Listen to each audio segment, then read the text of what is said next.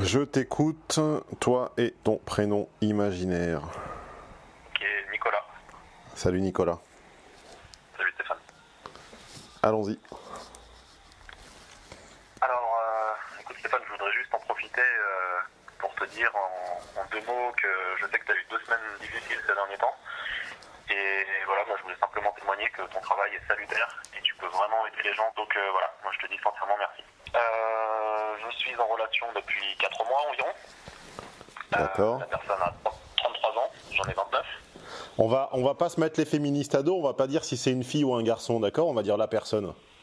D'accord, la personne. Voilà, la personne. Voilà, donc 4 mois de relation. D'accord. Il me semblait que son niveau d'intérêt avait toujours été supérieur au mien. 4 mois de... Alors, je vais commencer à faire le sociologue, c'est-à-dire le détective, c'est-à-dire l'emmerdeur. 4 mois, tu comptes à partir de quoi? Alors, ça fait 4 mois à partir de la rencontre et ça fait environ 1 mois et demi, 2 mois à partir de la négociation d'exclusivité. Donc, quand on se dit clairement, nous sommes dans une relation monogame. Tu vois déjà que c'est pas du tout la même chose. C'est pas la même chose, effectivement. 4 mois et 2 mois, c'est juste le double. Ouais. Voilà. Très bien, allons-y. Il se trouve qu'en ce moment, je suis en train de perdre mon père, qui est atteint d'un cancer très mauvais. Et voilà, et je dois aller le voir absolument ce week-end à l'hôpital. C'est à 600 km de chez moi. Donc là, je suis sur la route, je me suis arrêté pour taper. Tu as les encouragements et toutes les pensées et toutes les bonnes ondes de tous les VIP. Je me fais leur porte-parole. Merci à eux. Et voilà, donc il se trouve que l'état de mon père s'est aggravé très fortement ces 2 derniers jours. Donc j'ai pris la décision d'y aller ce week-end jeudi matin. Nous sommes vendredi aujourd'hui. D'accord. Jeudi matin. J'en ai donc informé la personne avec laquelle je suis. On ne connaît toujours pas son sexe.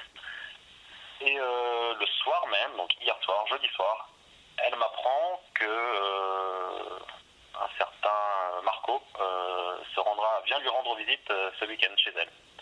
Rappelle-moi vos âges respectifs. Alors elle en a 33, j'en ai 29. D'accord. Donc elle me dit comme ça. Et l'âge du Marco? Voilà, par message WhatsApp. Et l'âge du Marco? Mon ami Marco vient me rendre visite. Et l'âge du Marco? Ah pardon, j'ai pas entendu. J'en ai aucune idée.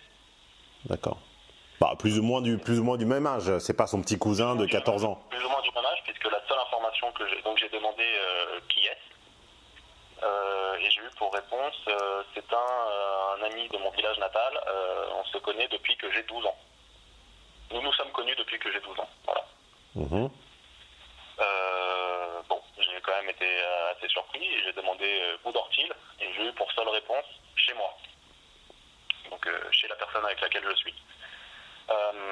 Je sais pas, je me suis senti, je trouve que c'est malvenu. C'est très désagréable de savoir qu'un homme va se trouver là-bas alors que moi je dois partir, je dois m'absenter. J'ai jamais entendu parler de ce mec avant. Pourtant je connais la personne avec laquelle je suis m'a déjà listé les gens, ses ex, les gens qui comptent dans sa vie, ses vrais amis, également des amis du sexe opposé. Celui-ci, j'en ai absolument jamais entendu parler. Là, il sort de nulle part, pile le week-end où je dois m'absenter. Donc voilà, moi je suis un peu inquiet, un peu circonspect, je ne sais pas trop ce que ça veut dire. Est-ce que c'est normal qu'une personne amoureuse est capable de faire ça quand son partenaire doit s'absenter pour un événement difficile? Voilà, je ne sais pas. J'ai besoin d'y voir clair parce que moi, je suis trop dans l'émotion et puis j'ai la tête trop embrumée pour savoir démêler un petit peu tout ça. Eh ben, tu vas me permettre de rappeler une énième fois que mon travail consiste à ne pas omettre, négliger ou renier les émotions, mais à les mettre provisoirement de côté. J'entends, elle est palpable d'ailleurs ton émotion, je la reconnais, je la respecte et je la valorise. J'imagine que ta partenaire ou ton partenaire, tu es peut-être gay, en est également perclus et traversé d'émotions, mais le travail que l'on va faire va consister à les mettre de côté et à essayer de reconstituer une logique, c'est-à-dire les stratégies des gens et afin de comprendre à la poursuite de quels enjeux ils sont. Est-ce que vos enjeux coïncident, auquel cas vous avez des feuilles de route a priori compatibles, ou est-ce que vos enjeux ne coïncident pas, auquel cas vous êtes décalés, vous avez des feuilles de route incompatibles, vous avez des timings incompatibles. Alors, mettons les émotions de côté. Tu es avec une personne depuis un temps relativement réduit, 2, 3 ou 4 mois, ça paraît beaucoup quand on est séduit, quand on est sous le joug de quelqu'un. En réalité, c'est très peu, a fortiori à vos âges. Je veux bien que 4 mois à 16 ans, ça soit beaucoup, mais enfin 4 mois à 30 ans, c'est quand même une rencontre, tout ce qu'il y a de plus récent. Garde bien ça en tête. Secondo, j'aimerais bien savoir comment cette personne a réagi au moment où tu lui as fait le coup à la Stéphane, c'est-à-dire que personne n'attend jamais, qui est la négociation, la discussion au sujet de l'exclusivité.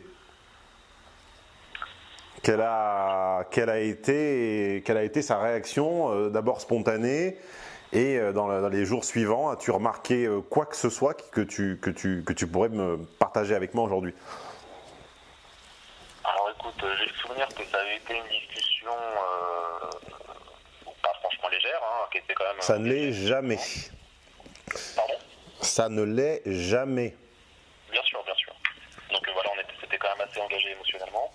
Ça lui a paru une évidence que nous soyons monogames, exclusifs sexuellement. Le problème des évidences, c'est que ça dispense toujours de les préciser. C'est un petit peu comme les fantasmes. Le rôle des fantasmes est de dispenser, de mettre en place les conditions pour qu'ils se réalisent. Et tout ce qui paraît comme évident et comme non discutable et comme indiscutable, ça a un gros inconvénient, c'est qu'en fait ça dispense de la négociation des modalités. C'est-à-dire que tout, tu vois, c'est l'exemple parfait de ce qu'on appelle en sociologie la différence entre l'organigramme et le système d'action. L'organigramme, c'est comment une entreprise fonctionne dans la réalité. Tu es d'accord? Oui. Tu as une case en haut avec écrit chef et ça se décuple vers le bas en plein de petites sous-sections comme un arbre à l'envers. Toute entreprise ressemble à un organigramme sur le papier. Sauf que dans la réalité, il y a des gens à même niveau hiérarchique qui ont plus de pouvoir que d'autres. Donc la réalité d'une action organisée, la réalité d'un groupe, n'est jamais celle de l'organigramme. C'est exactement le même processus qui vient de se dérouler entre une exclusivité abstraite qu'elle a considérée comme se dispensant même de discussion, se dispensant d'avoir besoin de le dire, comme allant de soi. D'accord ? Ça allait tellement de soi que résultat, à peine 2 mois plus tard, ça ne va plus de soi.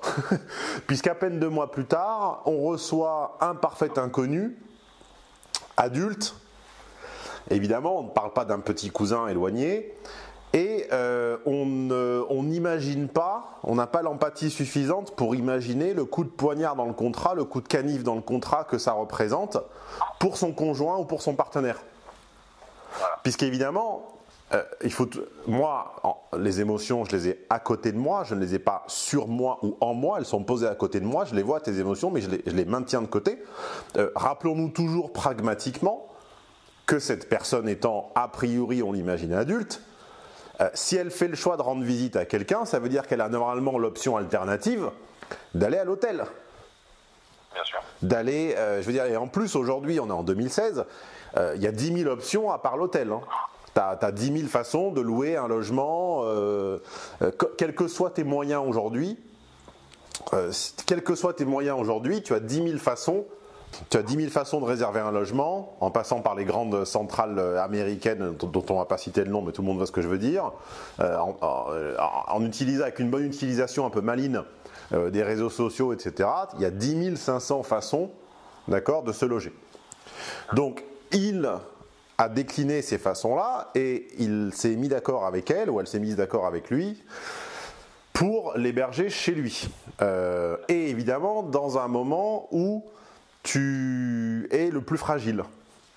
Et donc ça, c'est la façon dont les gens se comportent quand les choses paraissent trop évidentes. C'est-à-dire que nous, avec nos nos besoins de précision, ce qui sont toujours vus comme des défauts, finalement, on ne fait que mettre en avant des paradoxes que les gens nous retournent avec de la violence. Puisque si tu lui disais aujourd'hui, mais regarde l'écart, regarde la contradiction, où le jour où je t'ai calmement, tendrement et avec amour parlé de cette notion d'exclusivité, ça te paraissait aller de soi et ça te paraissait se dispenser de toute discussion, de toute négociation, de toute altercation. Et 2 mois plus tard, de facto, ça ne va pas de soi. Puisque de facto, tu vas bien me dire que c'est un ami et je veux bien entendre tout ce qu'on veut, mais enfin, ce type-là fait le choix d'aller chez toi, tu fais le choix de le recevoir, je ne le connais pas, il y a certainement d'autres options, et en plus, c'est pendant que je suis loin, et c'est pendant que j'ai besoin de toute, à la limite, de toute ta présence, même si c'est une présence un peu sentimentale et un petit peu virtuelle. Donc, j'aimerais lui donner le bénéfice du doute. J'aimerais penser que c'est une pure coïncidence. Mais le problème, c'est que ça fait 11 ans que je fais ça et que des pures coïncidences, j'en ai à peu près jamais vu. Donc je sais bien, comme disait Hugo, que ne plus avoir d'espoir n'empêche pas de continuer à espérer, ou quelque chose comme ça. Le fait de ne plus avoir rien à attendre n'empêche pas de continuer à espérer. Donc j'espère bien, avant ma mort, entendre un cas où ça sera sincèrement une pure coïncidence. Le problème, c'est que moi, les coïncidences, j'en vois pas beaucoup, mais par contre, des récurrences, j'en vois tout le temps. Et depuis 11 ans, je peux te dire que le ratio coefficient récurrence sur coïncidence, il est quand même plutôt en faveur des récurrences. Donc, tu as quelqu'un qui manifestement n'a pas les égards suffisants par rapport à toi et par rapport à ta sensibilité et par rapport à ce que tu es en train de vivre pour d'elle-même juger déplacé de recevoir cette personne. On entend bien quiconque a un petit peu de sensibilité, donc là je reprends les sentiments que j'avais posés sur la table à côté de moi, je ne les ai pas oubliés, c'est ce que les femmes ont toujours beaucoup de mal à comprendre, c'est que l'on puisse parler, c'est que l'on puisse raisonner sur les sentiments sans en avoir l'esprit embrumé, c'est-à-dire les mettre de côté, un petit peu comme on démonte une mécanique, tu vois. On démonte une mécanique, on sait où sont les pièces, elles sont juste à côté de nous, elles sont posées, tu vois. On peut les récupérer à chaque instant. On ne donne pas des coups de pied dedans, on ne les jette pas en l'air. Donc j'imagine bien quels sont tes sentiments. D'une part parce que j'aurais peut-être les mêmes à ta place, et d'autre part parce que soyons sensibles également. Je vais utiliser ma part de F. J'entends bien à ta voix que tu es affecté. Si j'étais H pur, je ne le sentirais pas parce que H pur n'a aucune empathie et aucune compréhension des sentiments et des émotions tant qu'il n'est pas affecté lui-même. Mais comme je ne suis pas H pur mais que j'ai du F, ce que mes détractrices ne comprennent pas, parce que quand je parle de F, j'en ai, comme beaucoup d'hommes d'ailleurs, mon F entend bien que tu es meurtri de cette coïncidence entre la maladie de ton père et ce coup en traître. Ça s'entend, ça se perçoit, ça se sent. Ça se percepisce, comme on dirait en italien. Donc à partir de là, quand on est meurtri, on a deux réactions. Ou plutôt, on a 2 possibilités de réaction. 3 même. La possibilité de se taire et de continuer de se meurtrir en silence, la possibilité de rétorquer façon loi du talion, ou la possibilité de, on va dire, signifier que cette situation t'incommode d'une façon ou d'une autre. Je pense que tu as deviné évidemment ce que moi je ferais. La loi du talion, non. Souffrir en silence, non. Mais moi je signifierais à cette personne, tout le monde a deviné que c'était une femme, mais enfin bon, pour le principe on va dire que c'est une personne, hein, sous le dogme de l'égalité abstraite, donc on va dire que c'est une personne homme ou femme. Moi je lui signifierais que cette coïncidence, je lui laisse le bénéfice du doute, j'imagine que c'est une coïncidence et que ça n'est pas calculé, hein. Imaginons que ce soit une coïncidence, moi je lui signifierais que c'est très déplacé. Je lui signifierai que je montrerai mon étonnement que cette personne, étant donné qu'elle est en couple, n'aille pas à l'hôtel, etc. Voilà.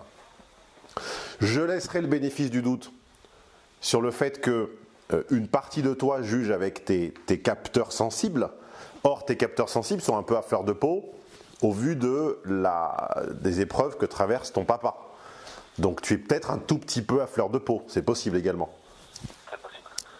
Néanmoins, fleur de peau ou pas fleur de peau, il est quand même assez déplacé qu'un inconnu du fin fond des Pouilles ou de je ne sais où en Italie rapplique chez elle, le week-end évidemment de ton absence, au nom d'une amitié de 12 ans dont elle ne t'a jamais parlé. C'est ça. Donc là, tu as deux façons de montrer. Donc on a dit 3 options et je subdivise la 3e option en 2. Ce qui en fait donc 4 et non pas 5. Ta 3e option subdivisée en 2, c'est 1, montrer ton inconfort par la parole. Donc là, qu'est-ce que ferait le faible? C'est de lui dire par exemple, qu'est-ce que tu ressentirais à ma place? Et alors là, prépare-toi à un cours magistral de double éthique. Parce qu'en fait, si tu lui demandes ce qu'elle penserait à ta place, tu auras en échange un cours magistral de double éthique où elle te persuadera, d'accord, elle tentera de te persuader et de se persuader elle-même qu'à ta place, elle aurait réagi de façon tout à fait saine et pas affectée. Ce qui est bien sûr complètement faux. À ta place, elle serait sortie de ses gonds. J'en ai bien peur, ouais. Si pendant qu'elle rendait visite à sa mère, tu recevais une femme de 30 ans que soi-disant tu connais depuis que tu es petit et qu'elle dormait chez toi, je pense qu'elle serait dans tous ses états. Nous sommes d'accord. Mais elle ne te l'avouera jamais. Parce que ça s'appelle la double éthique. Voilà. Et certaines personnes, on ne dira pas HOF, mais certaines personnes la pratiquent assez souvent et les dernières semaines ont encore permis de le démontrer. Donc ça, c'est la façon relativement faible et que je te déconseille absolument. Tu sais, le faible dit toujours « mais qu'est-ce que tu ressentirais à ma place ?» Sauf que l'autre ne veut pas s'y mettre à ta place. Il fera tout pour ne pas s'y mettre et il fera tout pour ne pas ressentir ce que tu ressens. Donc moi, je le ferai à l'ancienne, c'est-à-dire avec la technique du non-dit et du non-verbal.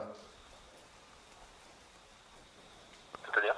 Le non-dit et le non-verbal, c'est que tu dois trouver un moyen de montrer sans l'ombre d'une ambiguïté ton désaccord, mais sans en parler. Alors, elle m'a donc envoyé ces messages et la dernière fois que je lui ai écrit, je lui ai demandé il dort où. Ça c'était hier soir, donc ce à quoi elle a répondu chez moi.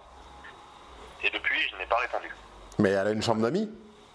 Alors, non, elle a une chambre et un canapé qui est non dépliable, qui est assez grand mais non dépliable. Donc, Mais est-ce que tu te rends compte, et je prends à témoin les auditeurs, est-ce que vous vous rendez compte que ce type de violence-là n'est jamais mentionné nulle part ?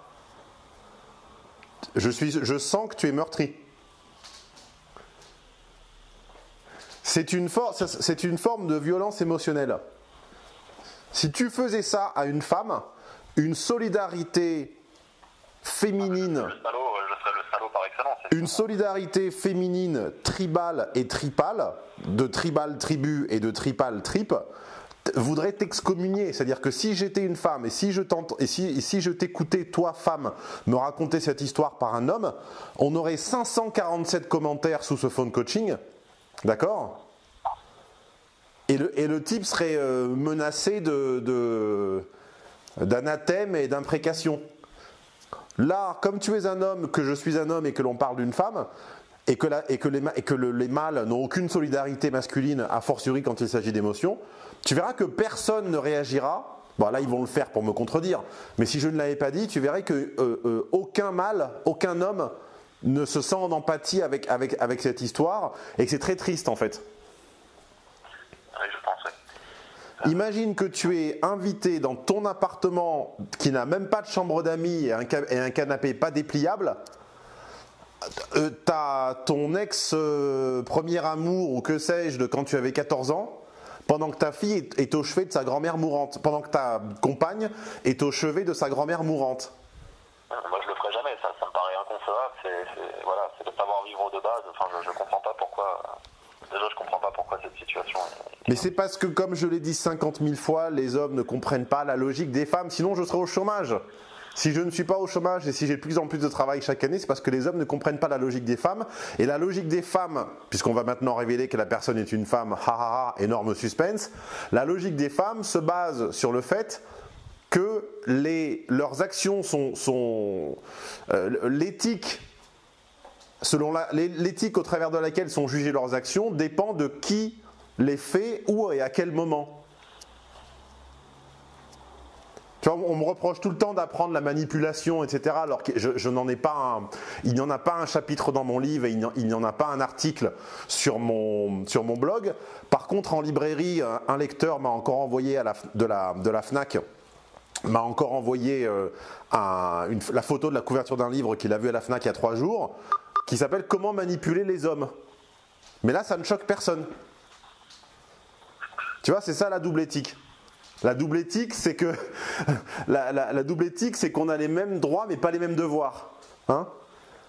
Donc, si tu juges infaisable, insupportable et impensable ce qui est en train de se passer vu de ton côté à toi, ben, ça veut dire que tu dois réagir en conséquence. Si ce n'est pas tolérable, ça veut dire que tu dois te comporter de sorte à montrer que c'est intolérable. Et ça veut dire que cette histoire, jusqu'à preuve du contraire, sauf cas exceptionnel et sauf en cas vraiment d'une explication que tu voudras bien partager avec moi de sa part et qui serait extrêmement plausible, mais franchement je ne l'ai pas en tête et je n'imagine pas qu'elle puisse arriver avec une explication plausible, ce qu'elle te fait là est intolérable. Et comme tu es un homme intelligent, pondéré, et qu'en plus tu discutes avec un de tes homologues intelligent et pondéré, nous n'allons lui faire comprendre que par le non-verbal. Mais dis-toi bien qu'un mec très H et très possessif de base, c'est-à-dire en gros un fils à maman qui n'a pas grandi, et qui a l'impression que les femmes lui appartiennent comme sa maman lui appartient quand elle lui faisait ses boulettes de veau et de poulet à la sauce tomate là, quand il était petit. Lui, ça serait de la violence verbale, mais toi tu ne vas rien faire de tout ça, tu vas agir en conséquence. C'est une forme de violence émotionnelle.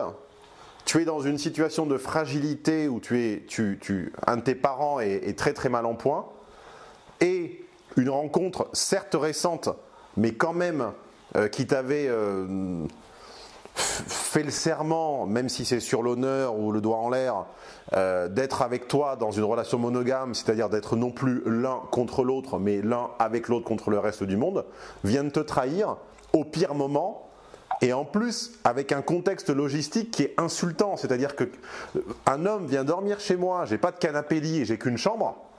C'est d'un niveau d'insulte qui est grandissime, tu vois. On est d'accord. Après, s'il était gay, je pense qu'elle l'aurait précisé d'emblée. Bah, d'emblée, évidemment. Une femme qui est bien avec son homme ou qui est amoureuse, elle veut pas faire d'histoire. Si elle dit ça, elle aurait cherché à me rassurer. Et là, je n'ai eu aucune information. C'est moi qui ai dû demander qui est, où va-t-il dormir, etc. Oui, mais c'est déjà trop. C'est déjà trop. Donc à partir de maintenant, écoute, tu as tout mon soutien émotionnel. Tu vois, mes 30% de F te donnent du soutien émotionnel. Et tu as également celui de... J'ai vu que tu en avais parlé longuement et que tu as eu, je crois, 48 ou 49 réponses. Enfin, en tout cas, entre hier soir et ce matin, il y a 49 messages sur l'application VIP, sur ce qu'on appelle le Slack, de gens qui t'ont répondu, notamment Léo, le directeur de la publication, etc. Donc, c'est pour ceux qui ne sont pas VIP. Encore une fois, d'ailleurs. Voilà, pour ceux qui ne sont pas VIP et qui se demandent les bénéfices, l'un d'entre eux, c'est que vous avez une application très, très moderne, qui n'est pas le forum à l'ancienne, qui s'utilise sur téléphone portable, tablette ou sur ordinateur. Tu l'utilises sur quoi d'ailleurs, toi? Sur téléphone, tablette ou ordinateur? Moi, c'est sur ordinateur. Sur ordinateur, tablette ou téléphone, et qui permet de notifier tous les autres VIP d'un problème soit en faisant un petit bip bip, soit simplement de façon discrète, et d'obtenir des réponses de tout le monde. Voilà, donc tu as eu 48 ou 49 échanges de messages depuis hier soir à ce sujet, en attendant, et tu m'as demandé un entretien rapide, ce que je t'ai accordé en te répondant ce matin avant même 8 heures. Voilà, donc ça c'est les bénéfices des VIP. Donc tu as tout notre mince soutien émotionnel, car nous ne sommes que des hommes et nous ne sommes pas forts à procurer ce type de stratégie organisée de défense. Mais néanmoins, il faut marquer le coup. Il faut marquer le coup, et comme tu as maintenant la compréhension des enjeux, tu vas marquer le coup de la façon la plus pacifique et la plus forte possible, qui va être de façon silencieuse, puisque tu as bien vu que les tentatives de conversation ouverte se sont résumées par des réponses fermées. Elle n'a fait que te répondre oui, non, chez moi. Enfin, ce sont des réponses à la limite du monosyllabique. Alors c'est ce que j'ai fait depuis hier. C'est le dernier message que j'ai envoyé était il dort bout. Suite à ça, je n'ai plus répondu et j'ai eu une vingtaine de messages de sa part. Et alors ce sont des messages mais comment vas-tu, pourquoi tu ne me réponds pas, est-ce que tu dors, à quelle heure tu pars aujourd'hui. Elle a essayé de m'appeler là il y a une demi-heure. À aucun moment elle a émis l'hypothèse, est-ce qu'il y a un problème avec le fait que ce mec vienne chez moi. Mais c'est pas. Alors je vais t'expliquer pourquoi elle ne peut pas émettre cette hypothèse. Elle ne peut pas l'émettre parce qu'elle a réécrit l'histoire d'une façon où elle n'est pas coupable. Elle ne peut pas comprendre dans ces cas-là que si je suis silencieux, elle ne va jamais comprendre que c'est pour ça. Comment je fais pour marquer le coup silencieusement si elle ne peut pas comprendre que c'est pour ça? Tu ne fais pas les choses pour qu'elle comprenne. Tu fais les choses parce que tu n'as pas d'autre choix. La violence d'inviter à ce moment-là un homme à dormir chez elle, sachant que logistiquement c'est quasiment impossible, d'accord? Il n'y a pas d'autre option possible. Bon, moi, l'option que j'ai en tête, c'est la rupture. Hein. Il n'y a pas de négociation, il n'y a rien du tout. Il y a le silence, il y a il y a rééchanger vos affaires. Et il y a garder le bénéfice du doute, mais un tout petit bénéfice du doute, à mon avis quasiment inexistant et quasiment impossible, d'une espèce d'explication logique, mais je n'en vois aucune. C'est-à-dire que si ce mec était gay, était homosexuel comme tu le dis, elle te l'aurait mentionné. Si c'était son arrière-cousin ou que sais-je, elle te l'aurait mentionné. Tu es peut-être en face de quelqu'un qui manque d'intelligence émotionnelle, c'est peut-être le cas. Hein. Ah, ben je pense, scientifique de très haut niveau, mais en dehors de... Ah, ben donne-moi les éléments alors. Oui, effectivement, écoute, c'est un problème que j'ai déjà remarqué, un certain manque d'empathie. Alors, c'est marrant parce que niveau politique, les idéaux progressistes et généreux, c'est très facile de les afficher, de se scandaliser dès qu'on a des opinions un petit peu différentes, plus nuancées, avec un monde qui ne se divise pas en méchants et gentils. Oui, mais encore une fois, c'est la démocratie vue par les progressistes. C'est-à-dire qu'en fait, la démocratie est poussée jusqu'au bout. Il n'y a personne, donc bon, c'est un peu facile. Ouais, c'est ça. On est du côté du bien et du progrès humain, voilà, quand on fait ce genre de coup, à ceux qui partagent. On ne laisse s'exprimer que ceux qui vont dans notre sens, tu vois. C'est ça. Sinon, des milices se chargent de les faire taire. Ou on les enferme. Comment dire? Qu'est-ce qu'elle cherche en fait en faisant ça? Est-ce que tu arrives à... Mais alors, je ne sais pas. Si c'est quelqu'un... Alors moi, j'ai connu quelqu'un assez récemment qui manquait également totalement d'intelligence émotionnelle et d'empathie. Et en fait, ce genre de personnes commettent des bourdes, mais d'une violence dont elles n'ont pas idée.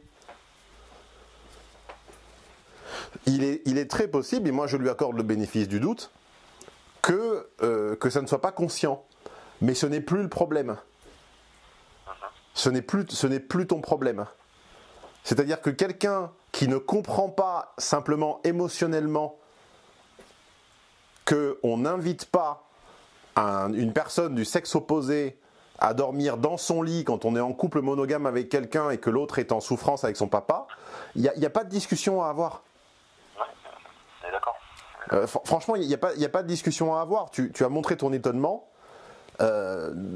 Tu n'as eu que des réponses monosyllabiques à la limite du robot social, tu vois.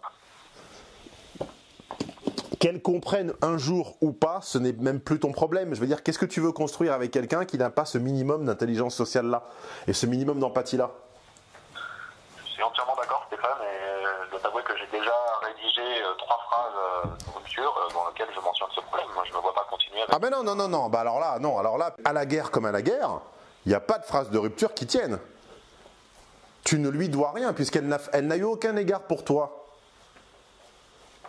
Ouais, mais ça me paraît pas couillu de disparaître sans rien dire. Il y a quand même un moment où je sens le besoin de dire, écoute, moi ça je n'accepte pas. Que ce soit une immense indélicatesse, une immense inintelligence sociale, ou alors pire, une véritable incorrection et de l'irrespect, moi je peux pas accepter ça. Bon. Moi je ressens le besoin de le dire comme ça et de dire, ok. Eh bien, tu devrais t'asseoir sur ton besoin et le dire à quelqu'un d'autre, comme par exemple tu es en train de le faire à moi, mais pas à elle. Oui, mais elle va continuer à me harceler, je vais recevoir des messages autant comme autant. Mais ça sera.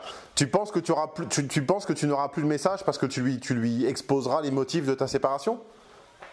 Non, justement, Toi, tu es bien en train de te demander par quel chemin tortueux son esprit est passé pour l'amener à faire quelque chose d'aussi insensé. On est bien d'accord que tu es en train de t'interroger sur elle puisque tu me sollicites sur elle. Tu t'interroges sur ce qui se passe. Ouais. Eh bien, laisse-la s'interroger sur ce qui se passe. Jusqu'à quand?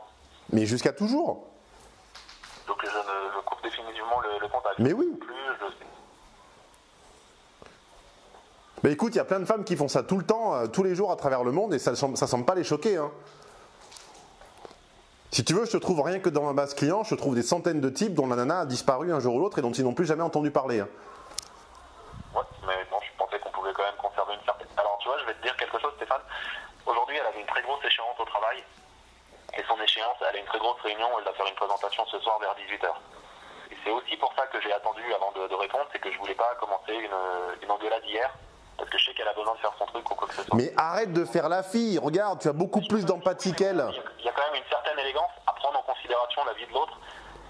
Non mais là, ça n'a rien à voir avec l'élégance, tu confonds tout là.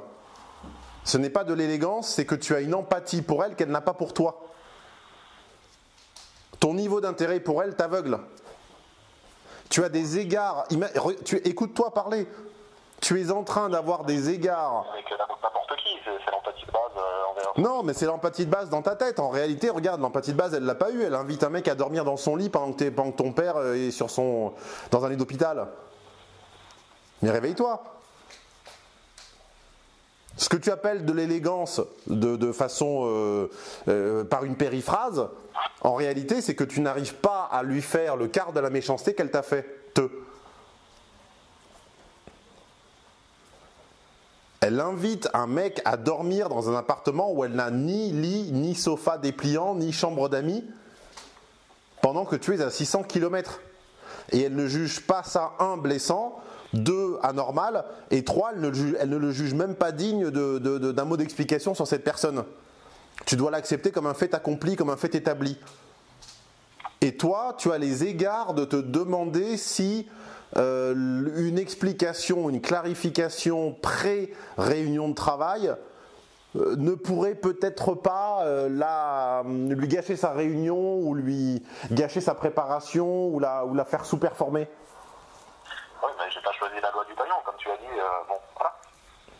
Non mais la loi du talion, la vraie, serait de lui faire la même chose. Le talion, c'est œil pour œil, dent pour dent.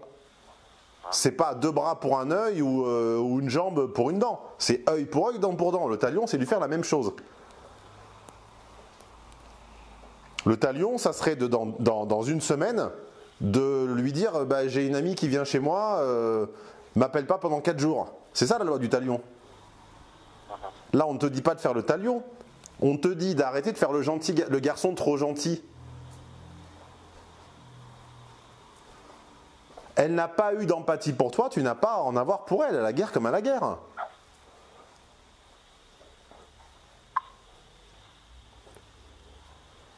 Si elle avait la moindre capacité à se décentrer et à te mettre à ta place et à comprendre les sentiments des autres, elle comprendrait que de ton point de vue, c'est une violence émotionnelle. Ouais. Bon, elle continue à m'envoyer des messages en me disant j'espère que tu vas bien, j'espère qu'on pourra parler, je sais pas trop. Bah, écoute, laisse-la se demander. Tu as l'empathie pour les deux là en fait. Tu as de l'empathie pour toi et pour elle en même temps, mais c'est trop. Elle n'en a pas eu suffisamment pour s'inquiéter de tes sentiments. Tu n'as pas à en avoir pour t'inquiéter des siens.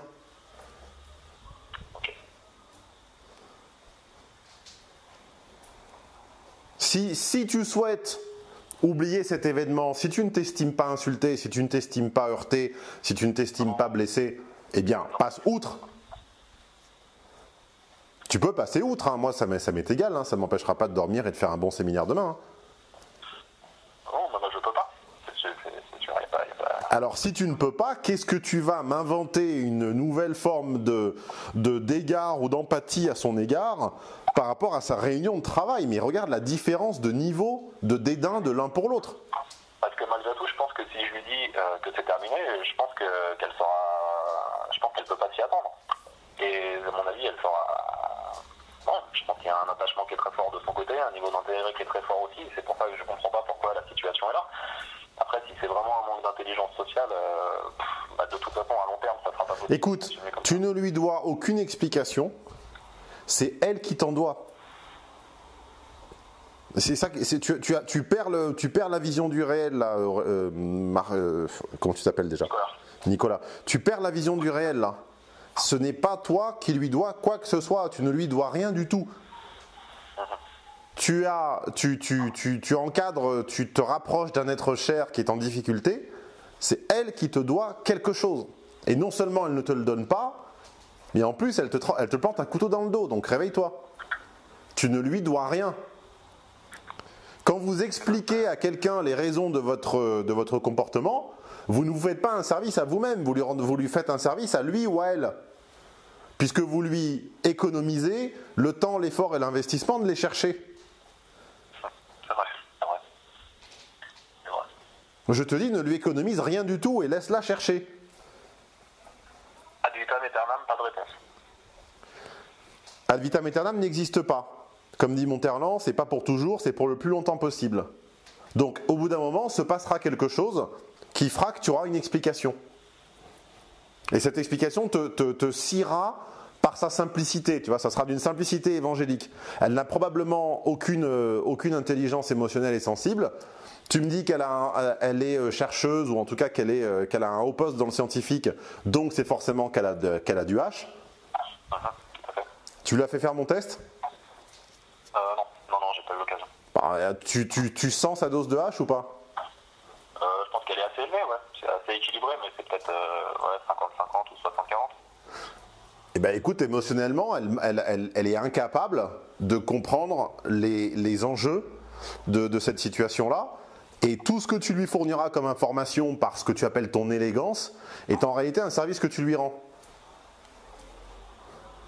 Okay. Dis-toi bien qu'il y a forcément quelqu'un de sensé autour d'elle qui lui expliquera. Hein. Parce que quand elle expliquera à ses amis « mon mec ne me répond plus au téléphone depuis une semaine », et qu'elle racontera, je sais pas, c'est bizarre, ça s'est passé juste après que Marco soit venu dormir. Si elle a des amis, ce qui n'est pas toujours le cas, mais si elle en a, t'inquiète pas que la vérité, elle va l'entendre. Hein. Ouais, alors ok Stéphane, et juste, je pense malgré tout que je vais recevoir une salle d'appels, de messages. Mais bloque-la. Elle va probablement venir aussi chez moi. Un conseil pour tenir dans ça va être assez difficile, tu l'imagines? Mais c'est arrivé à tous les mecs avec un petit peu d'ego et un petit peu de posture.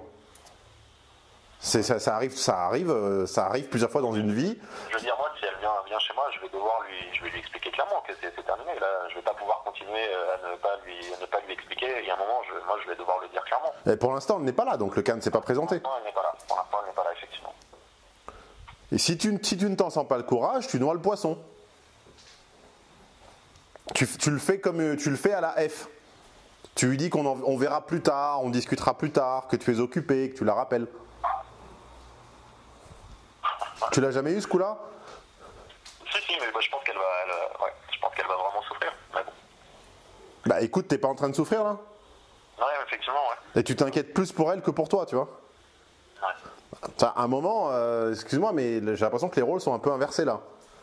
Ok. Et belle leçon de réalisme, encore une fois, merci.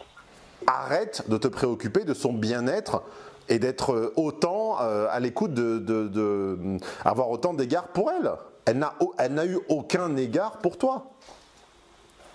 C'est vrai. Tu ne lui dois rien. Soit tu surestimes son niveau d'intérêt, ce qui est très possible, soit tu ne le surestimes pas, mais de toute façon, une telle absence d'intelligence émotionnelle et sensible, ça peut casser, ou en tout cas ça peut gâcher tout le potentiel de votre histoire. Enfin, tu imagines sur 5 ans, le nombre déjà en 2 mois, alors imagine sur 5 ans, le nombre d'événements, le nombre de situations comme ça où tu resteras bouche bée dans l'incompréhension totale parce qu'elle est incapable de lire les sentiments de l'autre ou de se rendre compte de la portée morale de ce qu'elle fait. C'est vrai. Alors après, je me souviens que dans 100 jours, tu avais dit qu'on ne peut pas attendre d'une fille qui est amoureuse et puis qu'on a rencontrée il y a 3 mois, qu'elle nous soutienne si on a une merde. Oui, mais là, il y a une différence entre ne pas t'accompagner au chevet de papa et accueillir, encore une fois, accueillir dans son studio un type dont on n'a jamais parlé, avec tout le naturel enfantin, comme si on avait 13 ans, quoi. Ils n'ont plus 13 ans, on parle de personnes de 30 ans. Ouais. Mais c'est même pas le fait qu'ils viennent la voir, c'est simplement cette histoire de logistique. Elle aurait dit, mon ami passe en ville, je vais déjeuner, voire dîner avec lui, ça rentrait dans les termes du contrat et de la négociation. Peut-on dîner avec son ex-copain ou avec un ami d'enfance? Ça, ce sont des clauses de négociation à faire au cas par cas selon les couples. Mais le recevoir chez soi quand on a un studio et qu'on n'a qu'un seul lit, c'est du libertinage, de la polygamie ou de la crétinerie ou de la stupidité. Mais il y a quelque chose qui ne tourne pas rond dans cette histoire. Ouais, surtout que j'ai peur dans ce royaume. Quand elle a appris que je n'étais pas là, quoi. Donc c'est ça le pire. Voilà, parce que je m'efforce de lui laisser le bénéfice du doute, je ne souligne pas la coïncidence de temps. Mais la coïncidence de temps, elle est d'une violence émotionnelle qui est monstrueuse. Tu sais, les violences qui ne sont jamais recensées. Celles-ci, elles ne sont jamais comptées.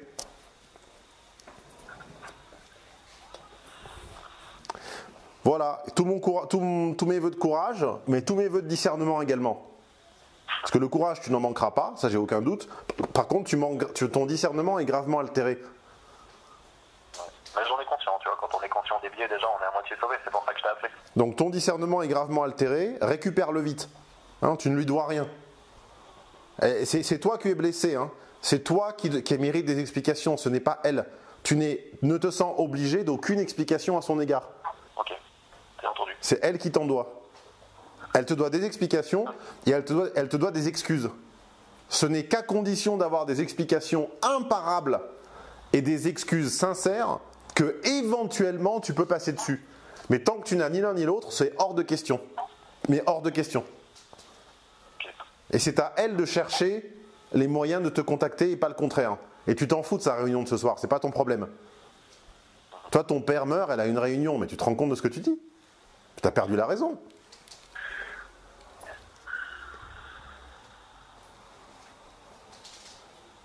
Allez, courage et discernement, force et honneur.